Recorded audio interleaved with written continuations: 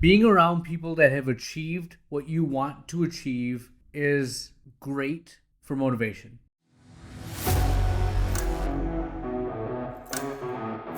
All right, my friends, the Ultimate OD podcast. I am fired up today. I have a long episode. Yes, it's just one long rundown of me sharing all the juice flowing through my head that I'm going to implement in my practice. Be warned, my friends, if you try to do every single one of these things, your staff is going to hate you. They'll be overwhelmed. There has to be a process in place. Let me tell you what I'm going to do. P3 Perk Alliance, amazing. Closing thought of the episode. This is the Ultimate OD Podcast. Here we go.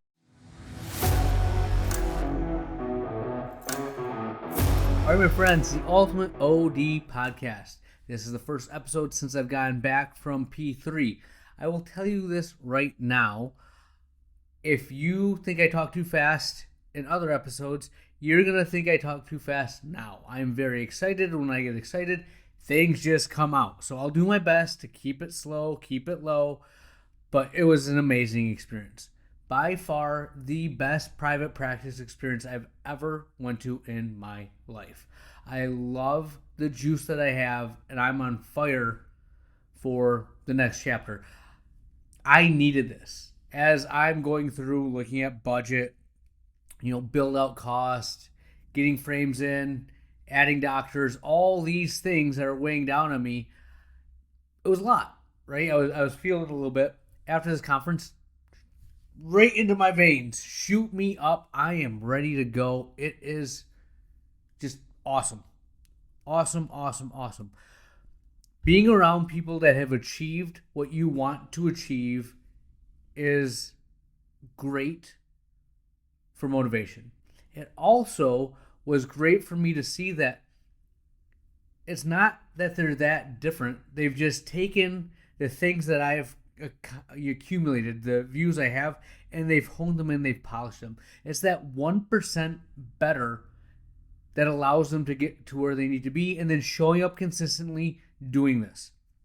I also love honest feedback. One of the things that I notice is they don't know me from anyone else, and they can look at numbers and be like, why are you doing this? Make it happen. Change this. Do this.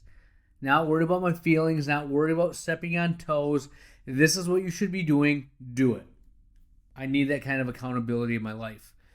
I know that being around them, I've got more goals and aspirations. On the flight back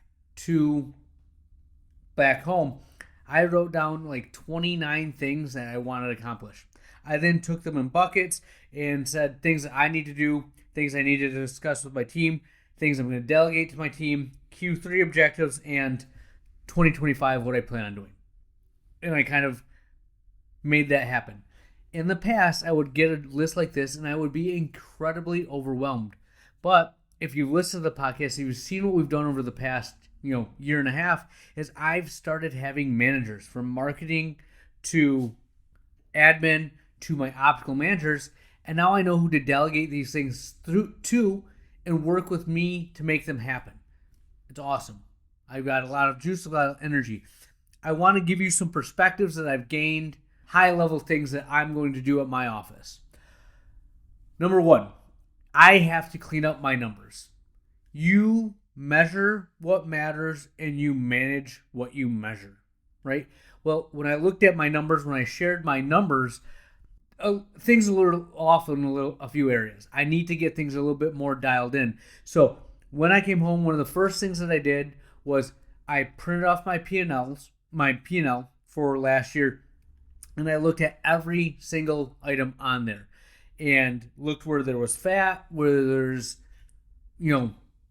things being spent. And then I also categorized them into different buckets. I got my cost of goods sold.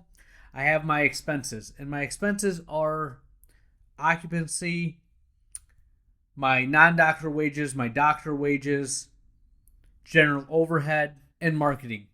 Those are the things that I kind of put everything into the bucket. And one of my goals, one of the things that I need to do, decrease my overhead. I want to be about 8 to 10%, and I was like at 14. So I have a lot of extra things. The thing that happened though is when I looked at the overhead, I didn't really know where to cut. There's a few things that are lingering that will make sense, but you go through your P&L, you look at some of the things you're spending money on, you'll be surprised what's hanging out in there. I do have about probably $8,000 to $15,000 of things I think I can cut pretty quickly. The other stuff is just, different protocols, different procedures, things I need to add. But that was a big thing. My number one goal and objective is to increase my overall net, increase my cash flow. You need to increase that EBITDA, that net, because that's where your growth comes from. If you don't have that, you don't have a foundation to add more offices, to add more growth. You need to have that wiggle room. So that's my number one goal. What can I do to increase that? We've talked about this a lot over the past year. Look at your cost of goods sold. Look at your staffing costs. Look at your occupancy costs. All these things are areas that you can cut down and make progress. So need to get my numbers in check. Another thing that I've noticed, I've really grown my dry eye practice. To take it to the next level, I'm going to reorganize some of my cost structure. I had 3 tiers, and they were different levels, ranging from $2,900 to $1,200. I do think I'm going to have a more middle tier around that $1,600 to $1,700 for IPL and such. I'm probably going to add some a la carte options for like zest treatments, heat masks, tear care, those things. So there's an option for everyone. In addition, one of the things that I gathered, to make dry eye work, you need to connect with the patient. Well, patients connect with visuals. You need to show them what's happening to their eyes. So what happens when my meibomian glands drop out? What do their actual lids look like? What does a Demodex eyelid margin look like? I'm trying to incorporate more of those into my dry eye regimen. I want to get that dialed in. When it comes to managing your managed care, I know I got a couple emails about that. It's things that I've already done. I'm actually doing very good when I look at my VSP report, what I can do to maximize that. But knowing the category of progressive that you're in, not having frames that don't make you money, that's a huge thing. Altair and Marchand are 2 frame lines that actually don't make you money. I have both of them in my office, and I'm going to drop both of them. Buy Altair, buy Nike, buy Marchand, that is. When you look at the wholesale frame cost, you want it to be about $70 or more, is what I gathered. So going through a list of all my inventory, looking at ways to increase that, or increase my frame sale. Also looking at my pricing. When you're members of buying groups, when you're members of alliances, Perk is one of the things I am part of. I need to make sure that I'm maximizing those discounts, those rebates, and prescribing the contacts that get you those rebates. For me, Elcon and Cooper. I already do a ton of Cooper, trying to increase my Elcon, but increasing the rebates that I get. These are small things that all of us can do. Whether you're P3 or not, those are things that you can do. Other things that I want to add. I think that I've gotten a little lax. I used to have an Optimap, got rid of the Optimap, have a camera, stopped doing photos for screening. I've talked to you about wanting to get a health and wellness screening that includes OCT, photos, just anything I can add, my biography that adds value to the practice.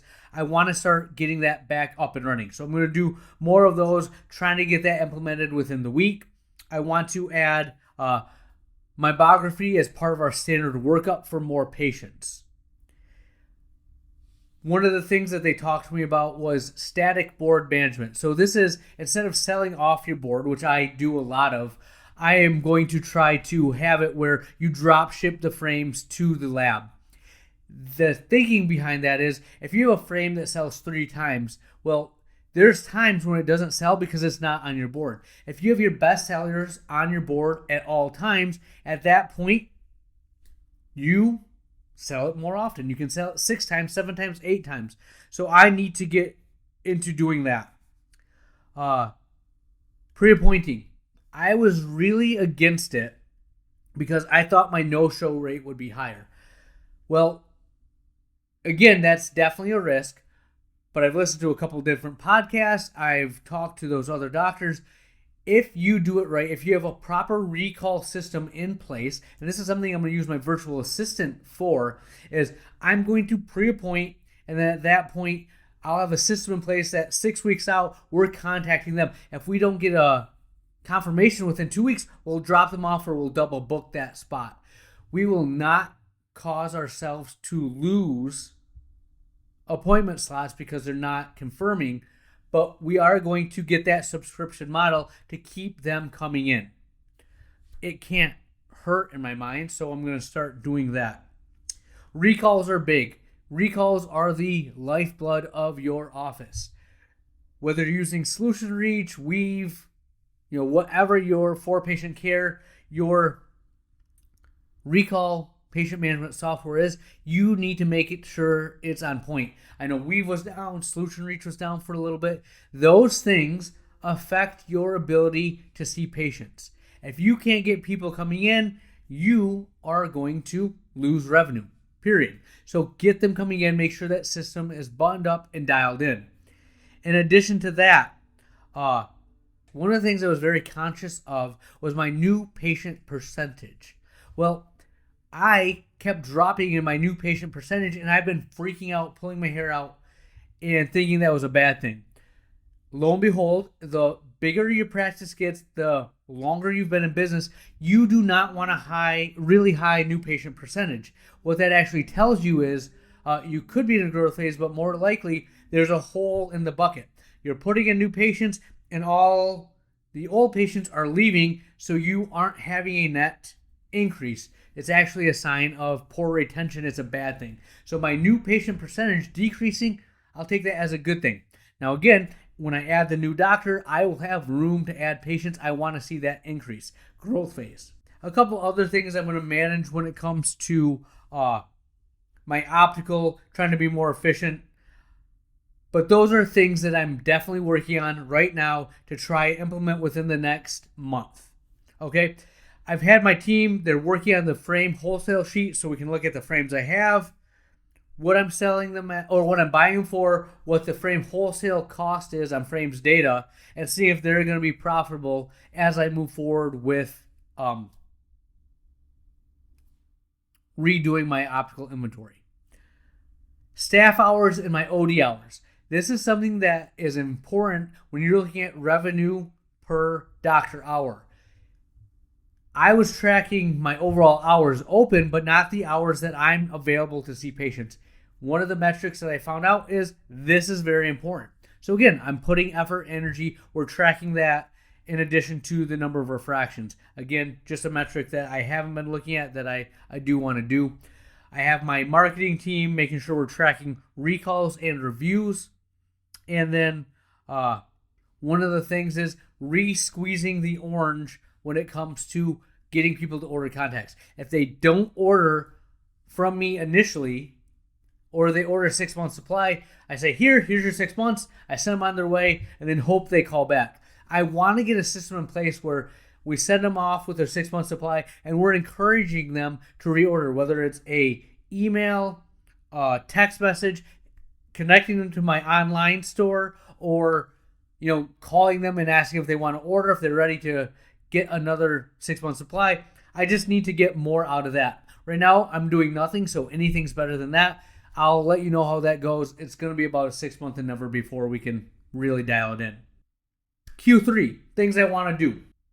Communication in my new office. I got a lot of different ideas of how to keep the flow steady. In addition, get people to come into the exam room and do a proper handoff. So I'm working on that with my staff. Because I added the things I talked about in that last little section, I'm putting that on hold because we're not going to be to the new office until the fall. Mind you, dirt is being moved for the new office. I'm going to share pictures.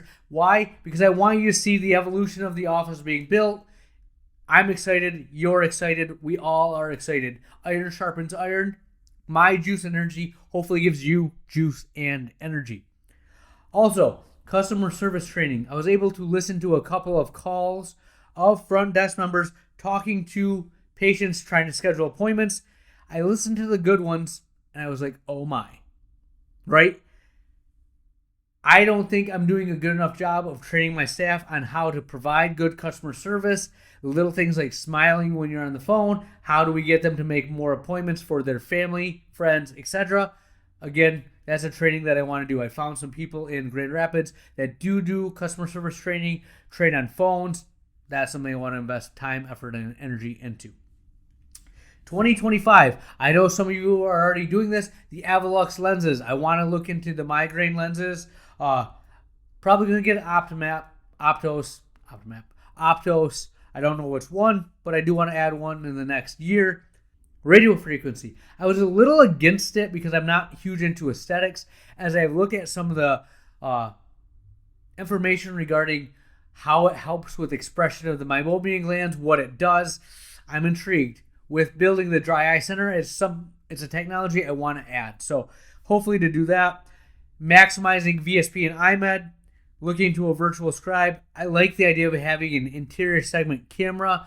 The Firefly slit lamp is something that people were talking about, getting a lot of good information there. So that in a nutshell is all the things I took away from the P3 meeting. Again, I tell you nothing other than what I've honestly told you the past year. These are just things that I've kind of heard.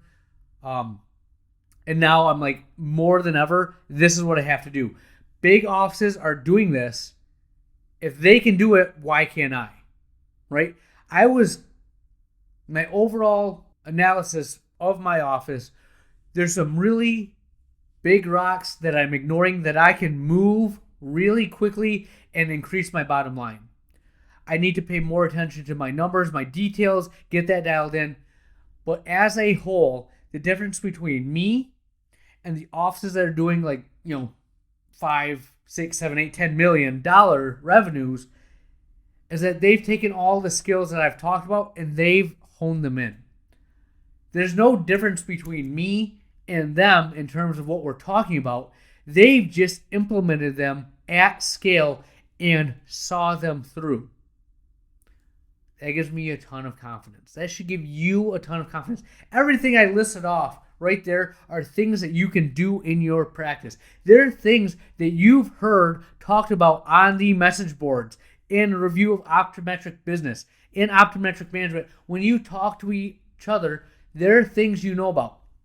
I honestly went in there and my shortcomings, I bloody well knew. I know I didn't do enough photos. But you know what? Who do I answer to? I love you guys, but honestly, it's a one-way conversation 95% of the time. They looked at me in the face and said, why are you doing this? And I had to answer them. The fact that I have to go back again in November and do this all over again, I am a type of person that likes to see improvement, and I don't like to be the weak link. I am going to be better because I know I have to share this data with them in a few months. I don't want to be the weak link. Masterminds are great. I've tried to do it here. The thing that was hard about our mastermind group that we started here was everyone was at a different phase. It's hard to be accountable to each other when you're all trying to do different things. But you get a bunch of people that are like you trying to accomplish the same goals. It's magic. So I'm always here to bounce ideas off of, to give you feedback, give you input. Coaching, I think, is sharing your data and being accountable on a weekly or at least bi-weekly basis. So you have to share what you're doing. If you're just getting feedback, this is my idea, this is what I think you should do, and then you have no one holding you accountable to it, you're not going to follow through, or you're not going to be as good as you possibly could be. Iron sharpens iron. You need that constant feedback, and that's what I'm looking for. That's what I'm trying to do. Again, this podcast will give you a plethora of ideas, but if you don't have someone holding you accountable, holding your feet to the fire to follow through, you will fail. Period. Or you will not be as good as you possibly can be. I gave 3 of my goals to my group, and they're going to check in on me on that. I've already ran into some struggles with some of these goals. But because I said I was going to do them, I am finding a way to make them happen. Because I don't want to be the person that goes to the group and said, it was too hard or have an excuse. If it means something, find a way. If you give up every time you hit a road bump, you will never get where you want to go. It's how I got this new office being built. It's how I'm adding doctors, growing the business, because I'm not taking no for an answer. I'm going forward. That's what I got for you. I'll have more for you next week. Where has the time gone? I'm to the closing thought of the episode, and today I will leave you with this little bit of nugget of wisdom. Your first workout will be bad. Your first podcast will be bad. Listen to my first podcast. Not great. I cringe thinking about those. Your first speech will be bad. First video will be bad. Your first anything will be bad. But you can't make it to your 100th without making your first. Set the ego aside and start.